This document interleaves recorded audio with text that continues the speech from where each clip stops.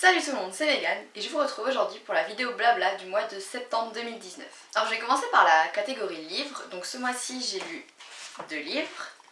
Donc en premier j'ai lu... J'ai pas pris le bon livre.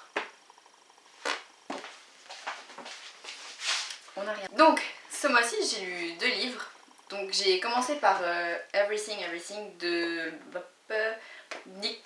Nicolas Yoon. C'est l'adaptation... Enfin, non, c'est le film... C'est le livre duquel a été adapté le film du même nom.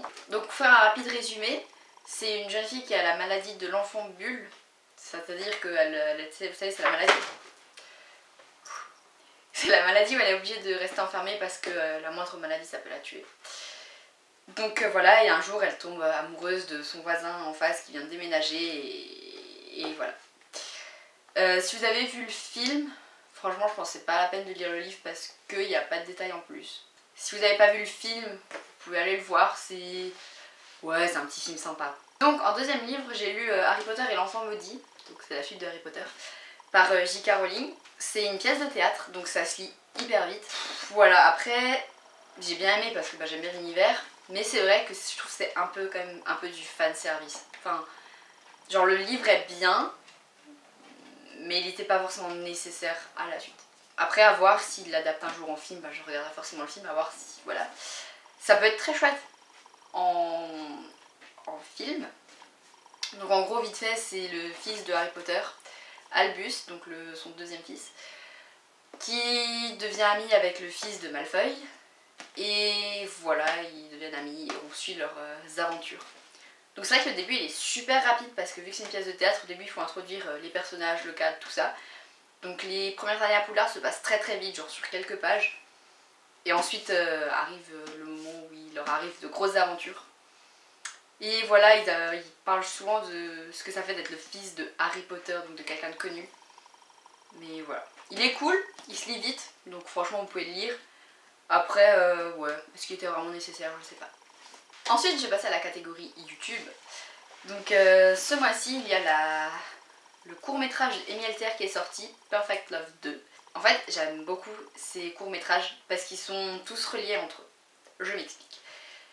Elle en a sorti un, puis un autre, et dans le troisième, je crois, qu'elle a sorti, je sais vraiment plus les noms, mais en gros, ça parlait un peu du 1, puis après, celui-là d'après, il parlait du 2, puis celui-là, il parlait de...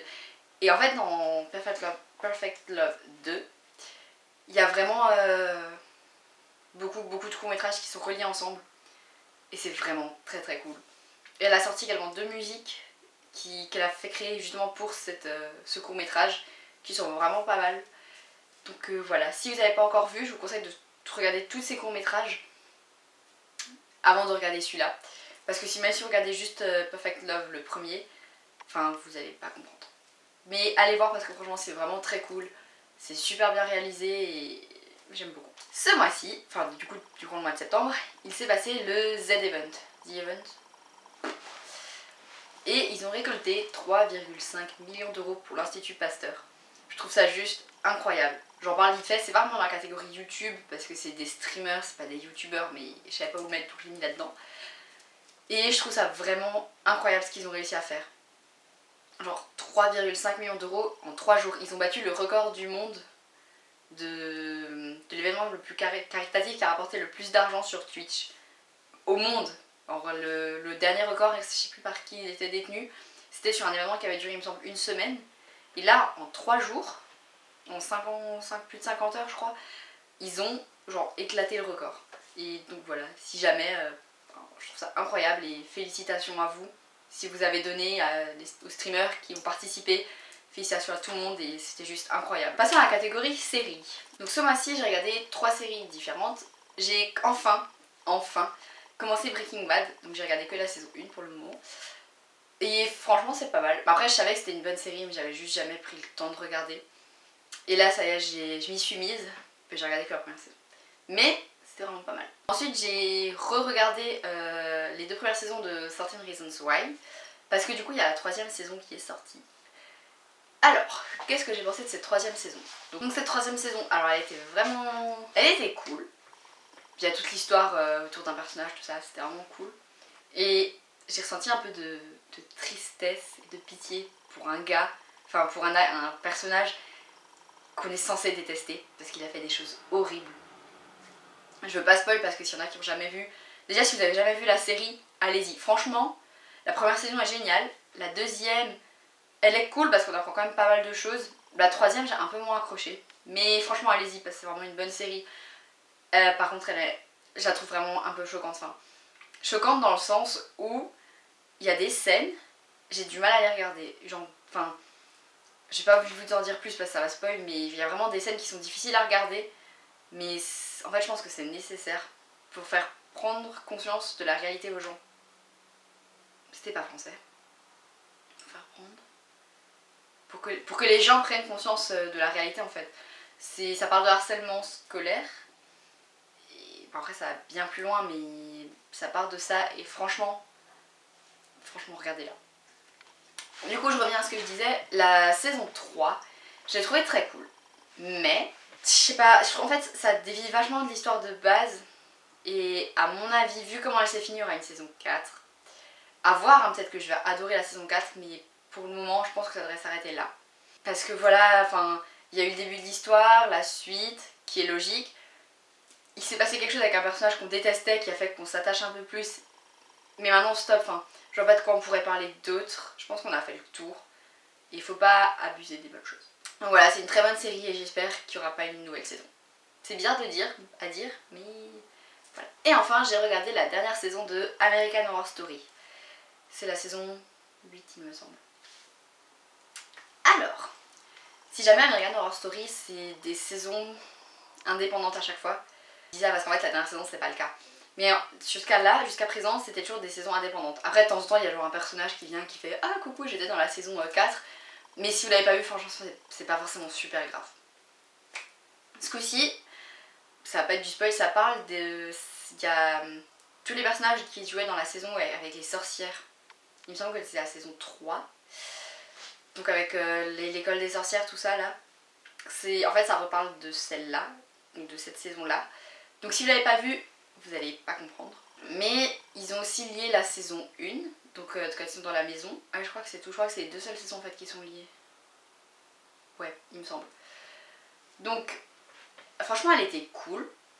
Mais déjà, avec la saison avec les sorcières, la saison 3 il me semble, et la saison où ils sont au cirque, je crois que c'est la saison 5, si je dis pas de bêtises. La saison où ils sont qui se passe quand ils sont au cirque, elle, on l'a abandonnée avec mon copain, on n'a pas regardé jusqu'à la fin parce qu'on n'accrochait pas. Et la saison avec les sorcières, elle était pas mal, mais on s'est forcé à la finir. Donc on n'a pas trop accroché. Et là, le premier épisode de la dernière saison était vraiment cool, on a trop accroché. Et après, quand on a vu que ça revenait avec les sorcières, tout ça, on a très vite décroché. On l'a vu en entier. Mais ouais, on a moyennement accroché. Je l'ai pas trouvé si incroyable que ça.